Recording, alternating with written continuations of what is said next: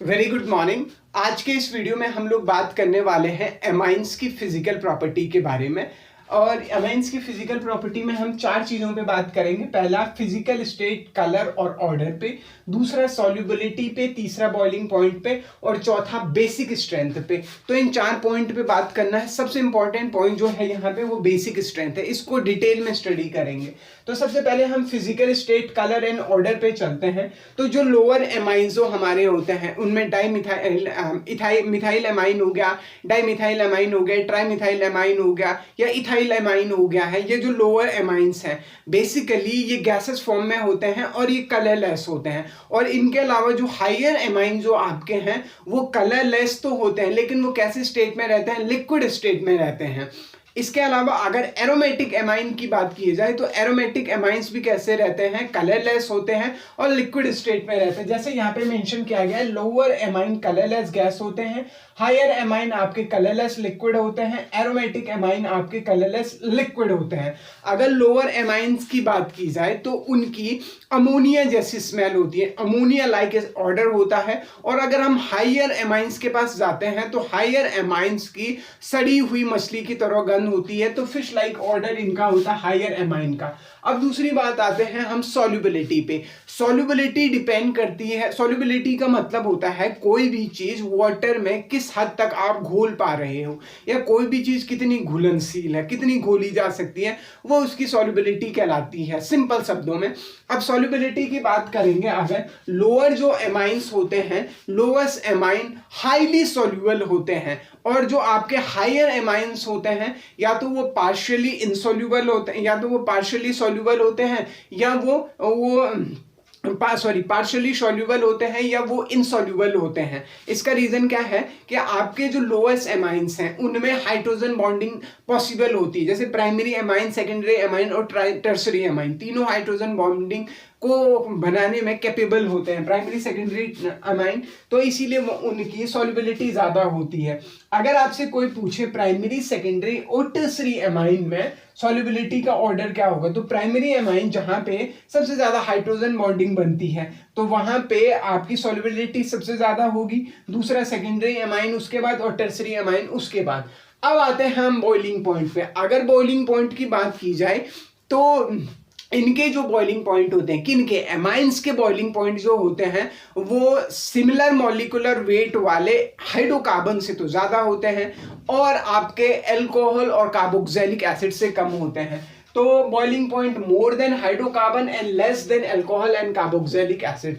अब मैं boiling point का अगर आपको कंपैरेटिव स्टडी करूं, प्राइमरी, सेकेंडरी, टर्सरी का बॉइलिंग पॉइंट का कंपैरिजन आपसे करने के लिए कोई पूछे तो प्राइमरी एमाइंस जो होते हैं उनमें आपका बॉइलिंग पॉइंट सबसे ज्यादा होता है, फिर सेकेंडरी और फिर टर्सरी का। रीजन क्या है? बॉइलिंग प्राइमरी एमाइन में एक एल्काइल ग्रुप होता है, जबकि आपके पास सेकेंडरी एमाइंस में दो एल्काइल ग्रुप होते हैं और टर्सरी एमाइन में तीन एल्काइल ग्रुप होते हैं।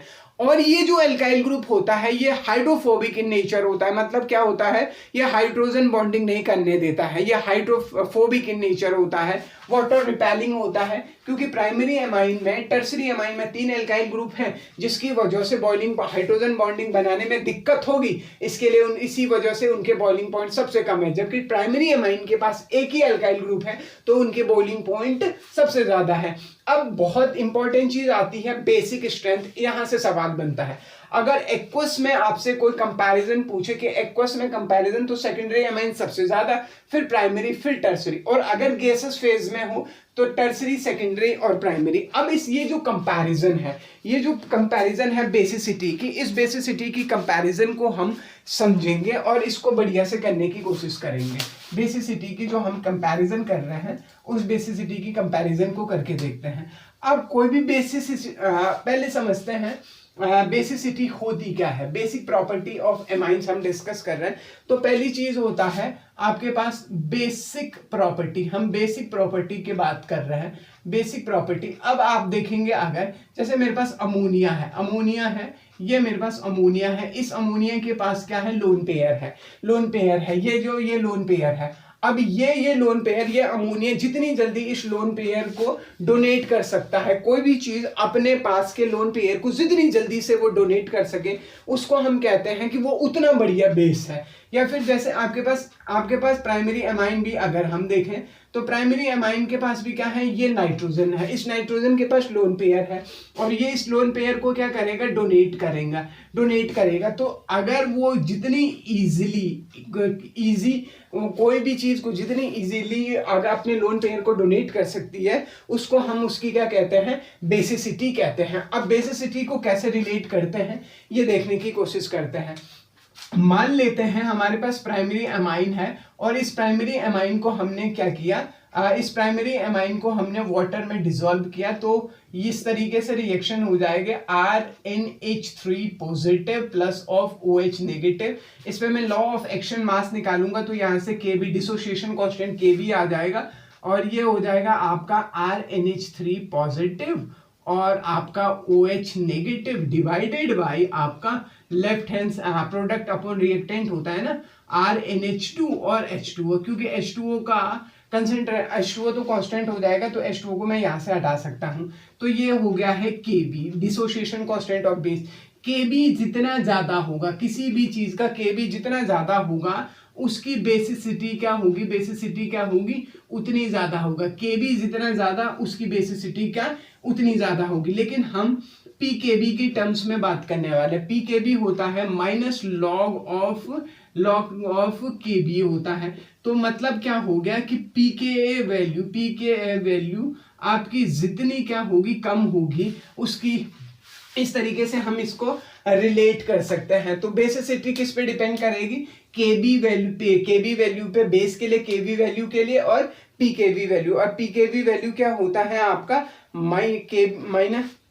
Minus log of Kb value हो गया है। तो इस तरीके से मैं बेसिक प्रॉपर्टी को डिटरमाइन कर सकता हूं। अब आपको कंपैरिजन देखेंगे, अगर आप कंपैरिजन देखेंगे, आप कंपेयर कर रहे हैं, सवाल है आपके पास, compare basicity of amine and ammonia.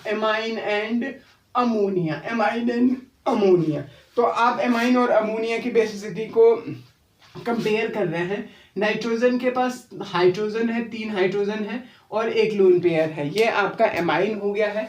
तो और जब ये अमोनिया हो गया है और एमाइन हो गया है आपका RNH2, ये एमाइन हो गया है, यहाँ पे लोन पेयर हो गया। इस एमाइन की जगह पे आप एल्काइल ग्रुप को लगाते रहिए, प्राइमरी सेकेंडरी टर्सरी एमाइन बनते जाएगा।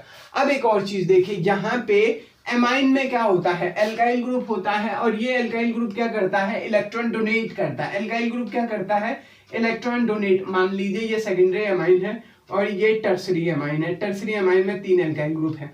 इनकी कंपैरिजन देखो, इस अमोनिया में हाइड्रोजन है, क्योंकि हाइड्रोजन इलेक्ट्रॉन डोनेटिंग ग्रुप तो है नहीं, तो नाइट्रोजन के पास लोन पेयर है, सिर्फ वही डोनेट कर सकता है। अब इन सब के पास, नाइट्रोजन के पास लोन पेयर इनके पास भी है, लेकिन इनके पास क्या है, एक्स्ट्रा एल्काइल ग्रुप है, 1 एल्काइल ग्रुप है, 2 एल्काइल ग्रुप है, 3 एल्काइल ग्रुप है। और ये एल्काइल ग्रुप क्या करते हैं, ये एल्काइल ग्रुप इस नाइट्रोजन को इलेक्ट्रॉन डोनेट करते हैं, तो यहाँ पे प्राइमरी अमाइन के केस में अगर आप देखेंगे तो आपके पास सिर्फ 1 एल्काइल ग्रुप है, यहाँ पे 3 एल्काइल ग्रुप है और यहाँ पे कोई एल्काइल ग्रुप नहीं है। अभी हम सिर्फ कंपैरिजन कर रहे हैं अमोनिया और एमाइन की।